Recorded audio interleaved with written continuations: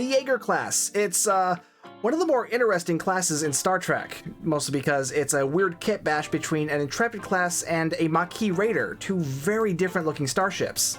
We don't know much about the Yeager, mostly because it was just one of those background ships you'd see in various scenes throughout the latter seasons of Deep Space Nine, but today I wanted to discuss a fan theory I have about this ship, that there is actually no Yeager class, but that the ship is actually a one-of-a-kind.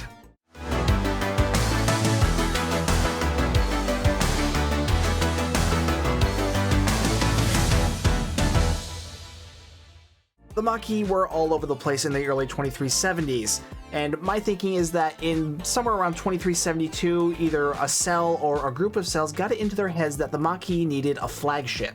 At this point, they had been reliant on small civilian ships like small Peregrine-class courier ships modified with Starfleet weapons to use small-scale hit-and-run attacks against larger targets against the Cardassians and the Federation.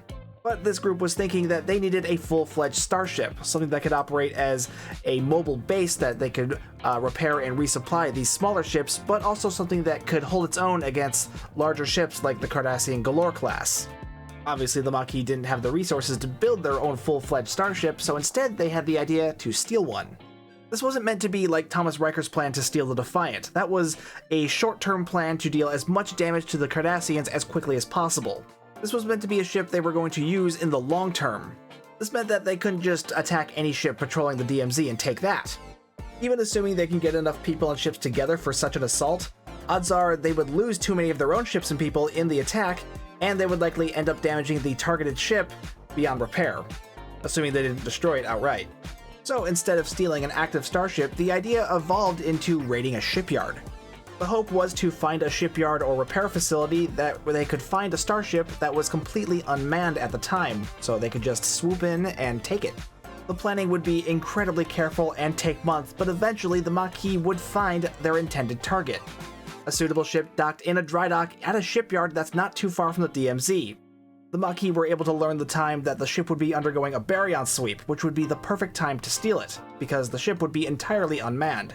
Several Maquis ships were retrofitted with heavy tractor beams that were designed for towing ships at warp speeds. The plan was to sneak their ships into the perimeter of the shipyard, get to the dry dock facility, and just pull it right out of dry dock, and then warp away before Starfleet reinforcements could arrive. Normally, Starfleet would have a number of starships patrolling the shipyard to prevent just this sort of thing, but fortunately for the Maquis, the Klingon War had Starfleet stretched rather thin, so defenses around the shipyard would be rather light. The time came to launch the mission, and the Maquis Raiders managed to slip into the starbase quietly and undetected to their surprise. The plan was actually working. But there was one problem. The ship they were after? It wasn't there. It could have been a result of an unexpected delay, it could have been bad intel, it could have even been a trap, but there was just no time for the Maquis to sit there and figure it out. They needed to get the heck out of there. The leader of this mission, however, did not like the idea of coming home empty-handed. So he had every intention of going through with the plan on the only other ship that was available at this shipyard. An incomplete Intrepid-class starship. The only other ship dry docked within this shipyard was an Intrepid-class starship, or at least most of one. The ship was still under construction. The primary hull had been finished, but much of the secondary hull was still incomplete. However, that was not going to stop the leader of this Maquis raid. They ordered all the Maquis ships to swarm the ship, engage their tractor beams, pull it out of dry dock, and get out of there before Starfleet reinforcements showed up. And they did. The incomplete Intrepid-class starship would eventually be brought back to a Maquis base, where its construction would be completed.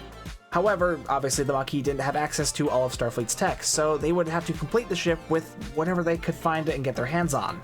And that's why the ship ends up looking like this weird combination of a top-of-the-line Intrepid-class starship and some dingy old civilian ship, because that's exactly what the Maquis made it out of.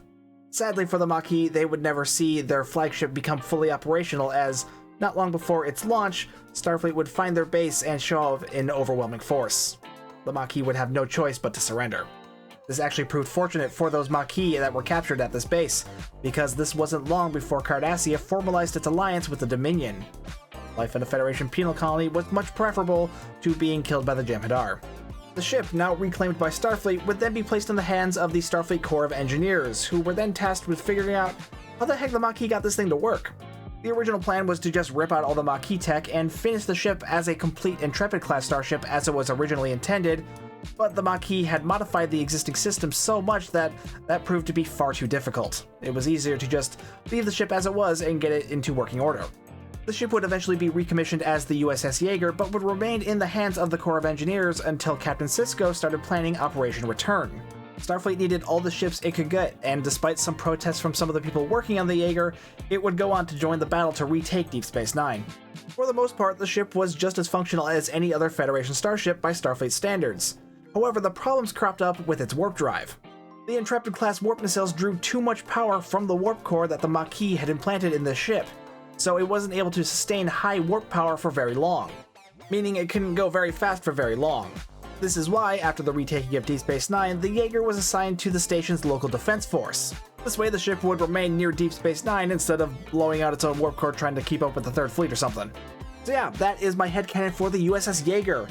If you liked it, be sure to let me know in the comments down below, and if you didn't, I don't care, write your own. Be sure to hit like and subscribe while you're down there, and hit the bell for notifications. If you would like to further support the channel, you can hit that join button to become a member, or hit the super thanks button, or find the merch store link in the description of the video. Either way, thank you so much for watching. My name's Stu, and I will see you guys next time.